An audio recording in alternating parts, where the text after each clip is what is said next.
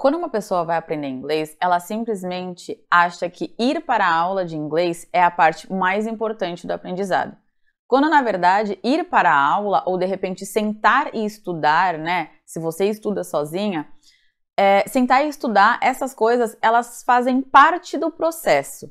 Elas são apenas um pedaço daquele processo. Porque, na verdade, existe ali algo que é muito mais importante, que é o ambiente. Mas em que sentido, né? Como assim o ambiente ele é importante para você aprender inglês? Bom, existem 3 coisas que você precisa muito fazer se você quiser aprender inglês de uma maneira que vai perdurar na sua memória e muitas vezes muito mais rápido. O ambiente, na verdade, ele é muito importante para tudo que a gente queira fazer. Por exemplo, se você é uma pessoa que quer começar a estudar mais, o ambiente à sua volta precisa ser propício para isso. Então, você precisa ter um lugar para estudar, você precisa ter pessoas que te apoiem e que te incentivem a estudar. Essas pessoas, elas podem ser pessoas que estão perto de você ou pessoas de longe, que moram longe. Uma comunidade, por exemplo, é super importante. Então, o ambiente em todos os âmbitos da sua vida é muito importante. E com o inglês não seria diferente. Porque você precisa tornar o seu ambiente propício para o aprendizado de inglês. Então tá, quais são as 3 coisas que você precisa fazer para tornar o seu ambiente propício para você memorizar melhor o inglês e também aprender esse inglês de forma mais rápida? A primeira coisa é que você precisa se expor ao inglês. E como assim? Por exemplo, as pessoas que vão para fora para aprender inglês, elas estão procurando essa exposição. Por quê? Porque a todo momento o inglês vai estar ali rodeado delas. Mas a gente sabe que nem todo mundo consegue viajar para fora para fazer um intercâmbio para aprender inglês. Então, como que você, que está aqui no Brasil, pode fazer isso? Bom, você precisa fazer as coisas que você gosta em inglês. Então, por exemplo, se você gosta muito de saber sobre animais, você vai fazer pesquisas, assistir vídeos, etc., sobre animais que sejam em inglês. Se você é uma pessoa que gosta de maquiagem, artigos, vídeos, tudo isso que se relaciona com a maquiagem, você vai trazer para a sua realidade. E por que isso? O aprendizado no inglês, ele é um aprendizado que é mais longo. Ele é um processo longo, né? Que ali a gente vai ter que bater ali várias metas até a gente chegar naquela metona que a gente tem. Então, vai ficar muito mais fácil quando você começar a usar coisas que você gosta para você aprender esse idioma, porque aí você vai estar ainda mais motivada a aprender sobre aquilo. Então, você vai aprender sobre 2 coisas. Você vai aprender mais sobre o assunto que você gosta e ainda vai trazer esse assunto para o inglês e você vai aprender o inglês a partir disso. Por exemplo, muitas pessoas, gamers, né, aprendem o inglês como? Jogando videogame. Eles se viram, porque eles começam a conversar com pessoas de longe, eles têm o videogame que é em inglês, os jogos são em inglês. Então, o que acontece? Eles acabam tornando o ambiente deles, de game, todo em inglês. E isso facilita muito o aprendizado deles no idioma. Então, a primeira coisa que você precisa fazer é realmente trazer o idioma para perto de você. Você precisa sim se expor ao idioma, por mais que no começo seja um pouco difícil. Aqui no YouTube, por exemplo, você tem a opção de colocar a legenda em português, então você vai colocar ali em português primeiro, para depois você colocar em inglês.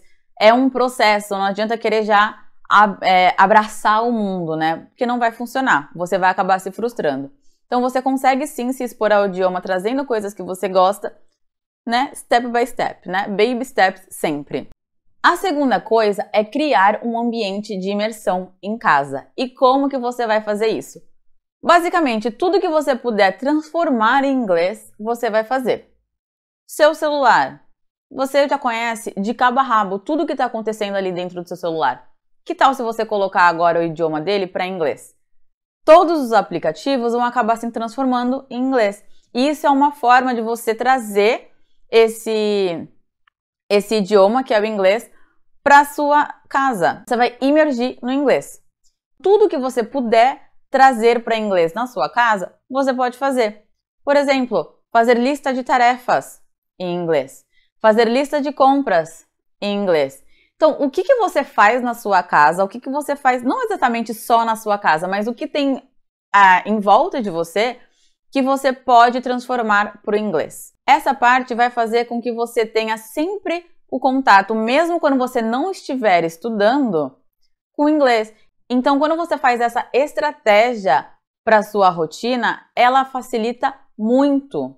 Isso porque o seu cérebro ele vai se acostumar com aquelas palavras, com a forma como as palavras são escritas, muitas vezes a forma que as palavras são faladas, né? A forma, a estrutura das frases. Então, tudo isso você vai acabar se acostumando. E isso pode parecer que não, mas faz muita diferença, sim. Porque você está tendo contato com o inglês fora do estudo. Agora, a terceira coisa que você precisa fazer, para mim, essa é uma das mais importantes.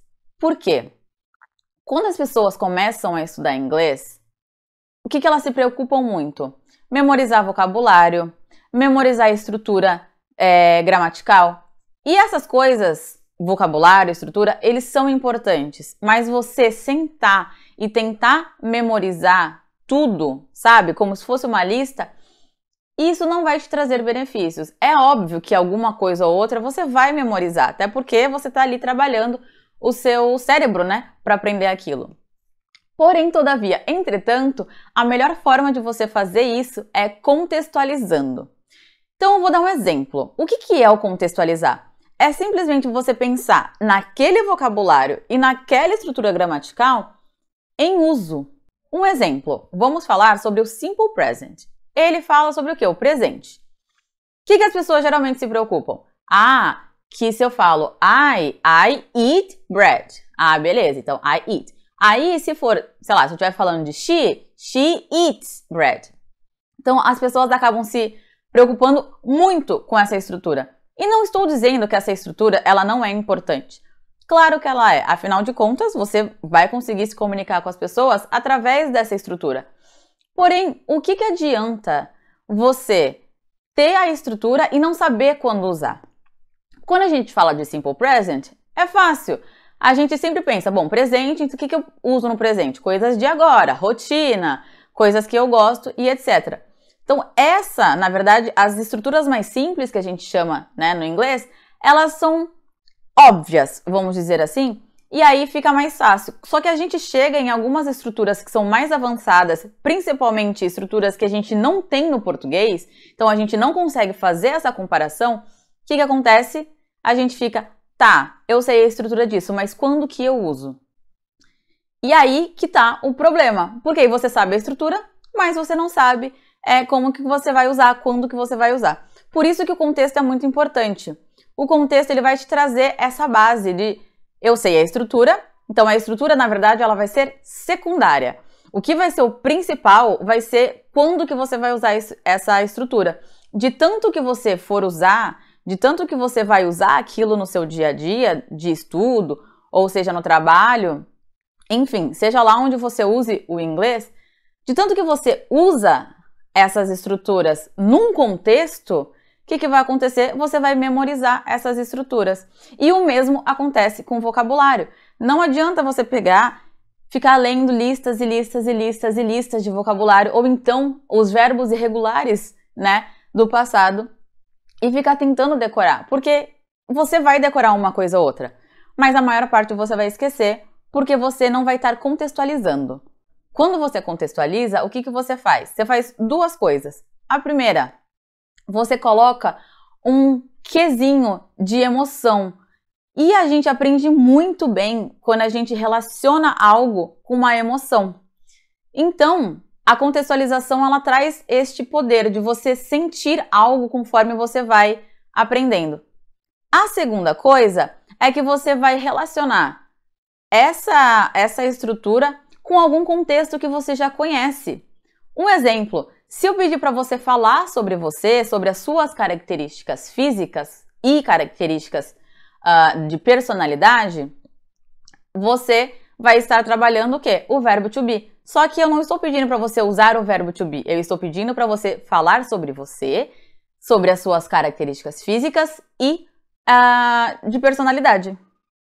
Você consegue entender a diferença? Verbo to be por verbo to be, tanto faz. Agora, quando eu peço para você contextualizar isso, por exemplo, você está numa entrevista de emprego e eu quero saber como você se enxerga.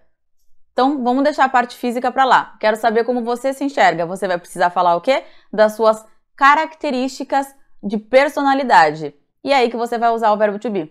Então, você provavelmente vai pensar numa entrevista que você já fez e vai começar a fazer essa relação. Quando você faz uma relação entre um conhecimento novo e um conhecimento prévio, a consolidação de memória ela é muito melhor. Então, a contextualização ela é o suprassumo do aprendizado no inglês. Então, recapitulando, a primeira coisa é se expor ao idioma, trazer o idioma para as coisas que você gosta, né? Segunda coisa é a imersão que você vai fazer no inglês dentro da sua casa. O que tem ali no seu dia a dia que você pode transformar para o inglês? E a terceira, que é a contextualização. Então, utilizar essas 3 estratégias vai te ajudar a 2 coisas: reter o conhecimento que você adquiriu enquanto você estudava e também vai te ajudar a aprender inglês de forma mais rápido, porque você não vai perder tempo com coisa que não importa, você vai focar no que realmente é necessário para você conseguir se comunicar no inglês.